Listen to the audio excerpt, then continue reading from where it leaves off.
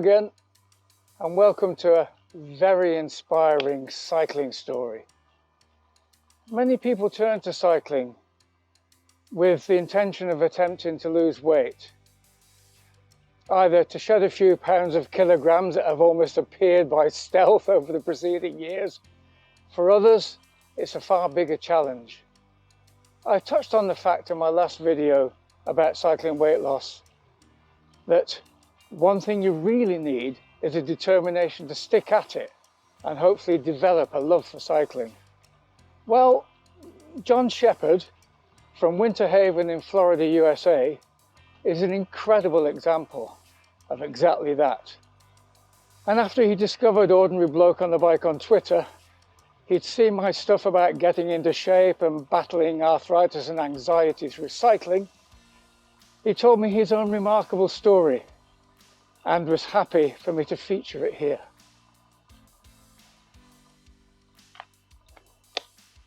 I think many of us who find ourselves in these situations started our adult lives with great intentions of carrying on the healthy activity of our youth. But unfortunately, life gets in the way. The weight of new responsibilities, new distractions, bringing up families, building a career, all ensure that those good intentions get buried deep in the priority pile.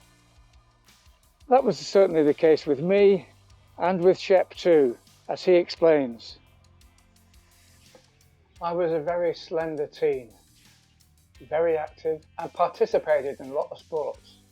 My weight gain started in my 20s when I spent more time sitting on a bar stool, watching sports, drinking beer and eating chicken wings.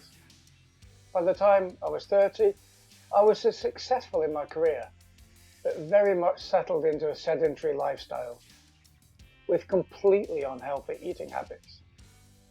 From time to time, I successfully lost weight, but always put it back on. I didn't truly understand how diet and exercise work hand in hand, and both needed to be a lifetime commitment. I touch on this on my last video. People who diet without exercise often fail because they don't burn off even the reduced amount of calorie intake, and the food allowed in the diet just doesn't seem enough to satisfy. Often it needs something to trigger a change in mindset. And for Shep, his trigger was about the size of his trousers or pants.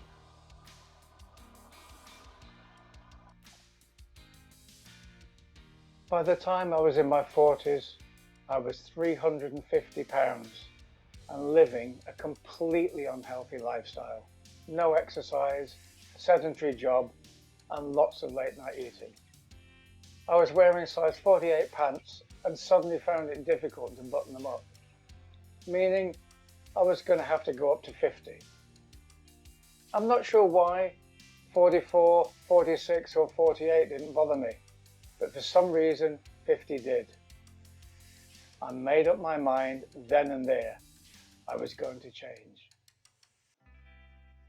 Once you've had that trigger, the probability of being something that sticks depends totally on finding something you actually know you can enjoy.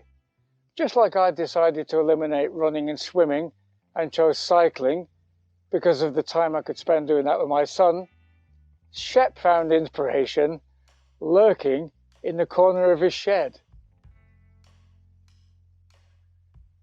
I had an old hybrid bike in the shed that I'd loved to ride years before, a nice Diamondback that I'd received as a gift 15 years prior and had since rotted away. I brought it out of retirement, fitting new tyres, seat and chain, and there the magic began. I did 5 miles on my first ride. On no less than 3 occasions I was sure I was going to faint and fall off the bike, only to be picked at by the turkey vultures circling overhead. I live in Florida, which is thankfully very flat when I started cycling, other than the overpasses. Those overpasses are mere bumps in the road now, but back then they were fairly sizable obstacles for me.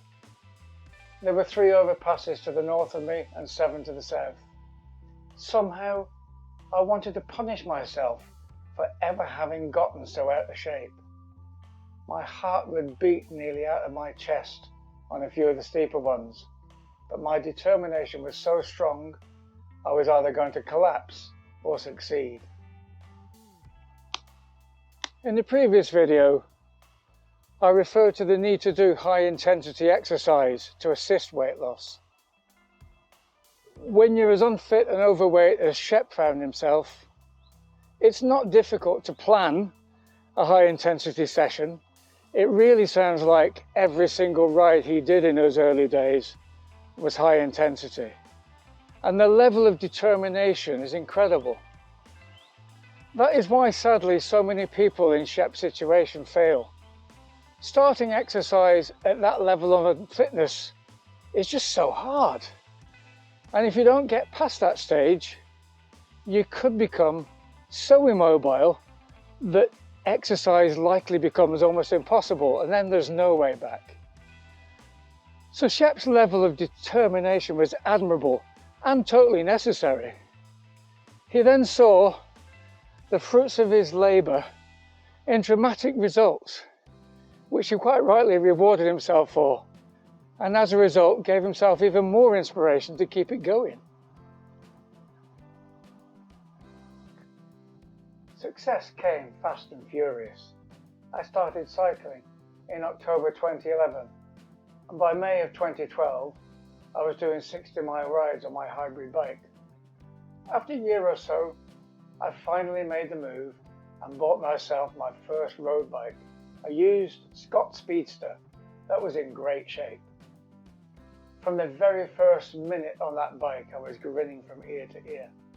It was going from the family van to a Corvette, and that encouraged me to ride even more. By 2013, I was riding 5,000 miles a year, and the year after, it was over 7,000. Impressive stuff indeed. Now, what you eat when you take up regular exercise is very important, not only to fuel the rides, but also to aid the weight loss. There are various apps out there to help track calories consumed versus calories burned and help you choose the correct healthier options. Shep found one of these, MyFitnessPal, and it really helped him. Diet also played a huge role in my weight loss.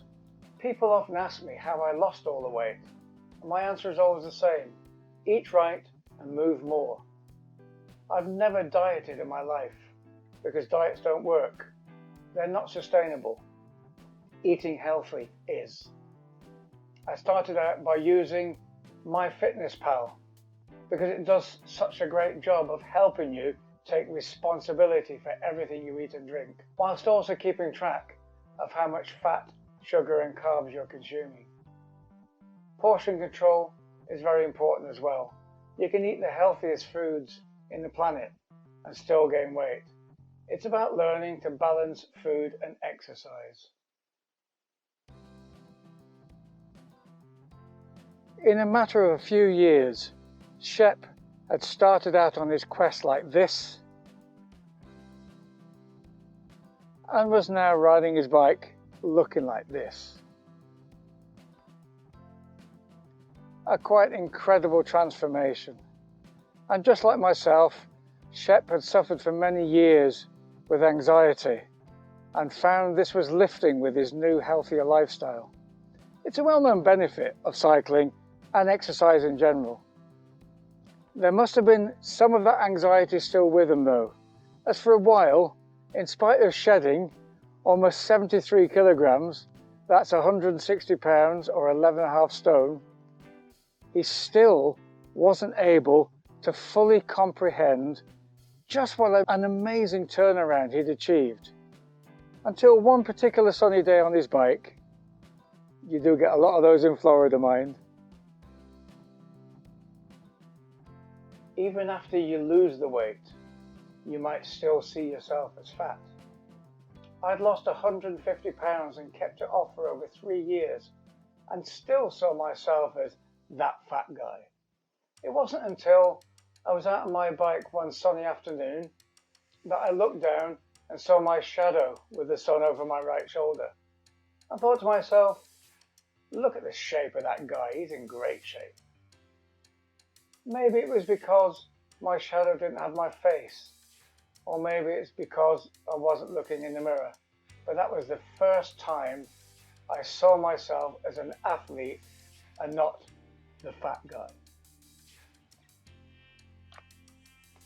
And there was no end to the feel-good factor here. Shep met his future wife shortly after losing the weight, and she had a very similar story, losing around 100 pounds through cycling. So they keep each other motivated and share lots of adventures. At nearly 58, he still rides almost every day and sees it as his therapy, keeping his body and mind healthy. He suffered with anxiety for 35 years and told me he hadn't taken any medication for this for several years now. Quite simply, cycling became his medication. My final Shep quote illustrates perfectly the point I made over and again in my weight loss video. You have to do it because you enjoy it, and this will help you just carry on when maybe the statistics aren't always moving the way you'd like. Life isn't perfect or easy all the time. Weight loss is the same. Don't be a slave to the scale. Even if you put on a few pounds and you're having trouble getting it back off, just stay on the course and it will happen. And as for cycling, we all loved riding bikes when we were kids. Then we got a car and put our bikes away and forgot about them. Go get that bike out, or buy yourself a new one and take a ride. You'll feel like a kid again. So there you have it. A true inspirational story of a very, very determined guy who's transformed his life and his health, with cycling making a huge part of that journey possible. One of the reasons he stuck to it was he recognised it was a lifestyle change that was required. Changing diet or exercising for a short period of time will at best give you short-term results. Shep's total weight loss was over several years, and he knew that would be the case when he began. And that's the reason why he never slipped back where he started, which so often happens with diets. I really hope these 2 weight loss videos have provided some inspiration for someone watching to give it a go, or stick at it if you felt yourself trying to have a go but are doubting yourself and your progress.